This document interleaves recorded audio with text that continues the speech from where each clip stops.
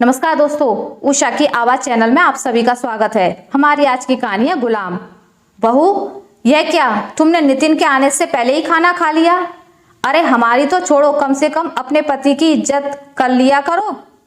बहू का फर्ज होता है कि जब तक परिवार के सभी लोग खाना ना खा लें तब तक वह खाना ना खाए। तुम्हें पता नहीं कितनी भूख लगती है कि नितिन के ऑफिस से आने का भी इंतजार नहीं हुआ। सास केतकी देवी बहू निकिता के ऊपर चिल्ला रही थी क्योंकि निकिता अपने पति के आने से पहले ही खाना खाने बैठ गई थी। निकिता को भूख सहन नहीं होती थी और उसके पति नितिन का ऑफिस से आने का कोई निश्चित समय भी नहीं होता था। अपने सास ससुर को खाना खिलाकर जैसे ही अपनी थाली लगाकर लाई कि केतकी देवी उसके ऊपर भड़क गई। उनको लगता था कोई भी बहू अपने सास ससुर या पति से पहले खाना कैसे खा सकती है। निकिता के सास ससुर कुछ दिनों के लिए गांव से अपने बेटे के पास रहने आए थे।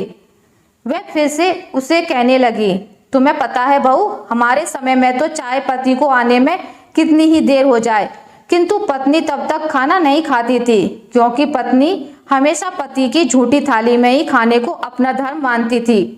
तुम आजकल की लड़कियां क्या समझोगी ये सब? और बहू, जब मैं चली जाऊं तब तुम अपनी मनमानी करती रहना, किंतु अभी जब तक हम तुम्हारे यहाँ पर आए हुए हैं मुझे कोई भी गलत काम बर्दाश्त नहीं होगा। आज आने दो नितिन को, मैं उसको भी सब कुछ बता दूंगी। थोड़ी देर बाद नितिन ऑफिस से घर आ गया और आते ही बोला, माँ यह क्या तमाशा लगा रखा है? आपको पता है हम यहाँ इतनी बड़ी सोसाइटी में रहते हैं। जब मैं अपने दोस्त के पास गया तो आप इतने जोर जोर से बोल रही थी कि आसपास के लोग भी सुन रहे थे। माँ, अगर कोई बात हो गई तो उसे शांति से भी तो कह सकती हो। हाँ, अब तू भी मुझे ही सुना। एक तो मैं तेरी पत्नी को तमीज सिखा रही हूँ, ऊपर से तू मुझे ही सुना रहा है। मुझे पता है नितिन, तेरे ऑफिस चले जाने के बाद यह दिन भर या तो सोती है या अपनी सहेलियों के यहाँ गपशप करने चली जाती है।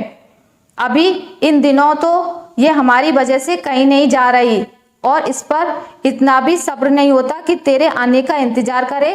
उससे ही पहले महारानी खा पी कर फ्री हो जाती है।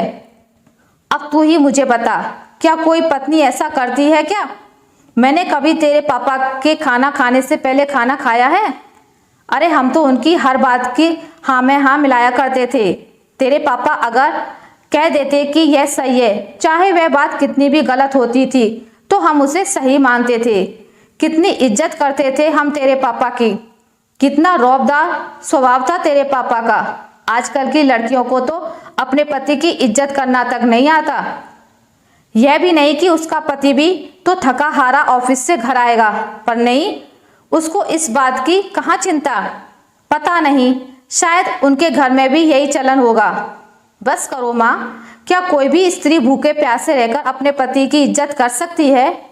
माँ, मैंने ही निकिता को समय से खाना खाने के लिए बोला था। आप तो जानती ही हैं मुझे ऑफिस से आने में देर हो जाती है, तो वह कब तक भूखी प्यासी रहकर मेरा इंतजार करेगी? मुझे भी ऑफिस में भूख लगती है तो मैं तो वहाँ से लेकर कुछ खा लेता हूँ। तो क्या यह जरूरी है कि यह यहाँ पर भूखी बैठी रहे?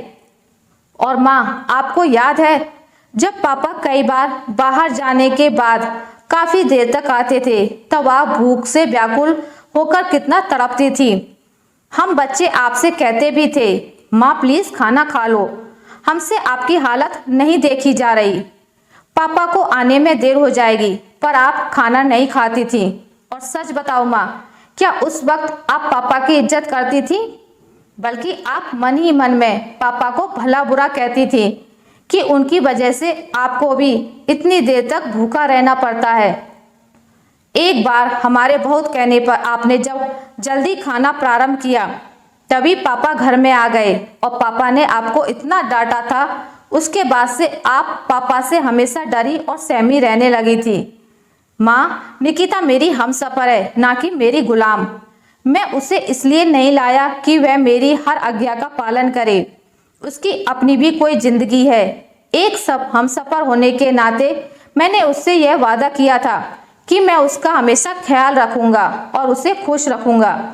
तो क्या उसे भूखा रखकर या किसी तरह से उस पर पाबंदी लगाकर मैं उसे खुश रख सकता हूँ? उसका सच्चा हमसफर बन सकता हूँ? माँ, मैंने 7 फेरे लेते समय उससे जो भी वादे किए थे मैं उनको ईमानदारी के साथ निभाना चाहता हूँ और मैंने ऐसा कोई भी वचन नहीं लिया कि निकिता मेरा खाना खाने के पहले खाना नहीं खा सकती। क्या कभी मैंने ऐसा सोचा कि आज निकिता ने खाना नहीं खाया तो मैं कैसे खाना खा लूं? माँ, अब जमाना बदल गया है, जमाने के साथ साथ सोच भी बदली है। आपको भी अपनी सोच बदलनी पड़ेगी। आप अगर निकिता को अपनी बेटी की नजरों से देखोगी तो आपको उसकी कोई भी बात गलत नहीं लगेगी। माँ, क्या आपकी इज्जत करने में उसने कोई कसर छोड़ी है? हाँ बेटा, तू सही कह रहा है। आज तूने मेरी आंखें खोल दी। हम सफर का मतलब जिंदगी भर पति पत्नी को खुशी खुशी से जीवन बिताना है, ना कि किसी डर या दबाव में आकर। केतकी जी की यह बात सुनकर आज उनके पति सोमेश्वर जी की आंखें भी शर्म से झुक गईं, क्योंकि वह भी अब तक यह समझते आए थे कि पत्नी को अपनी बराबरी का दर्जा कैसे दे सकते हैं। उनकी आंखों में भी शर्म और पश्चाताप दिखाई दे रहा था। तब केतकी जी ने अपनी बहू को पास बुलाते हुए कहा, बेटा, सच में मैं बहुत गलत थी। जो मेरे साथ अब तक होता आया है मैंने वही तुम पर लागू करने की कोशिश की, किंतु मैंने देखा तुम और नितिन एक दूसरे के साथ कितने खुश हो।